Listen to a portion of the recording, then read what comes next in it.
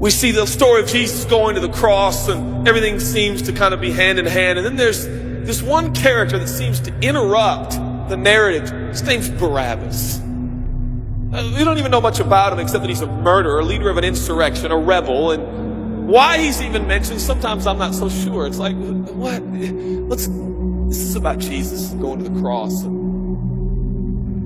So in this moment, Pilate thinks, I hold the destinies of these two men in my hand. I know the Jews have a tradition that on a holy day, I will release one of the prisoners on death row.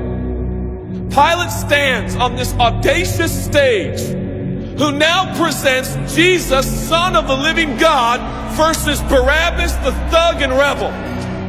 He says, all right, who do you want? This is blasphemy. This has gone too far. There's no comparison. This is a rightful prisoner, a man who should be on death row. He's a rebel against Rome. He leads a rebellion. He murders people. He's a bad man. He's a thug and he's a crook. He deserves the chains and he deserves the crucifixion. Jesus? What has he done but heal, restore, deliver, set free, open blind eyes, open deaf ears, heal the lame and the leper? What has Jesus done? Who do you want? We want Barabbas. Yeah, give us Barabbas.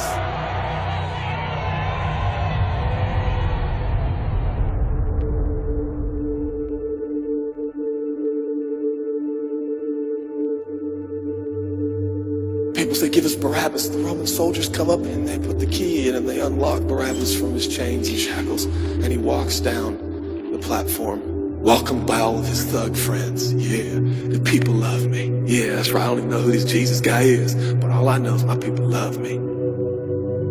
There seems to be no conscience in Barabbas. There's no record of him turning to Jesus and saying, I owe you everything now, for you have set me free. No, I don't see any of that in Barabbas. And God knew that. Jesus stood there, silent, for he knew the will of the Father. He said, it's fine, Father. Let him have Barabbas. For Jesus knew that the Father would have to treat Jesus like Barabbas so he could treat Barabbas like Jesus. Barabbas thought it was the people that set him free. No. It was the love of the Heavenly Father. When I look at this story, I realize who Barabbas really is. That's me. That's you. That's us. And I felt, I was reading this the other day, and I felt God speak to me. I love Barabbas. I love him. But God, he's bad, man. I love him. And I wanted him to go free. But didn't you know that he probably would have never acknowledged the free gift? Yeah, but I love Barabbas. For while we were still sinners, Christ died for us. God sent his son for Barabbas, even the one he knew would walk away from Jesus and his free gift and never come back. He loves him. And the nerve, the gall, and the audacity of believers to think, I got saved by grace, but now that I'm in this deep, dark place of bondage, I better work hard to get myself out. What? That's the opposite of the gospel. Are you bound? Are you held under the power of this temptation, this sin? You feel like it's controlling you? What are you going to do? I'm going to shake myself free. Stop it! No, you won't. You're no match for the powers of hell and the urges of sin. You will not overcome it, and you will never overcome it. You'll just be another statistic. There's no answer within yourself. Your own marriage, your own goodness, your own discipline, your own devotion will not save your marriage and will not save your kids. There's only one.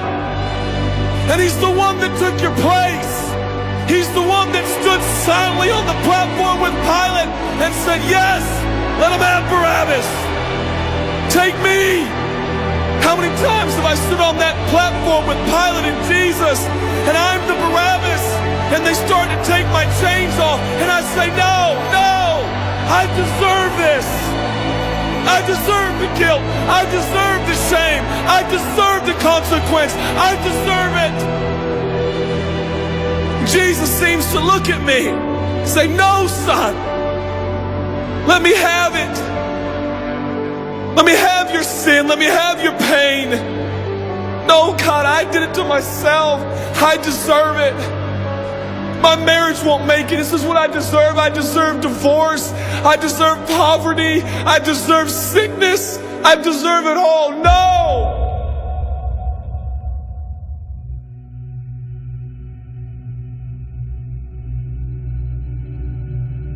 God, I'm so ashamed. Give me your shame. But God, what if I do it again? I'll still be here. Oh God, I don't want to hurt you. I love you. I don't want to do this anymore. Give me your sins, son.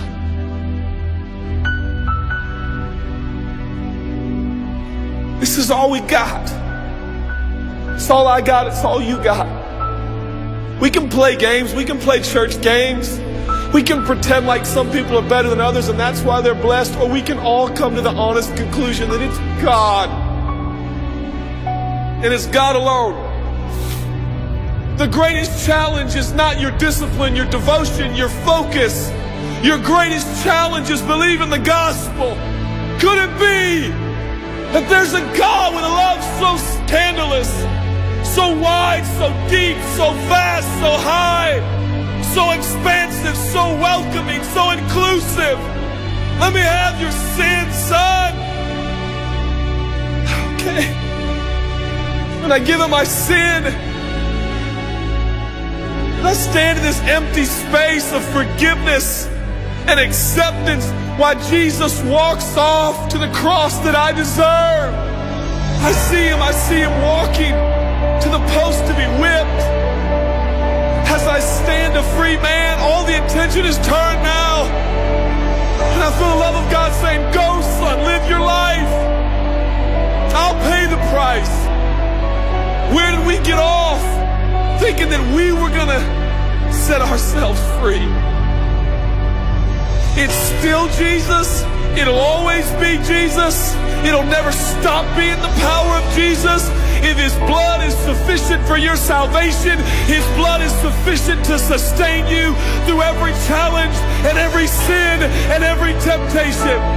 Jesus is enough.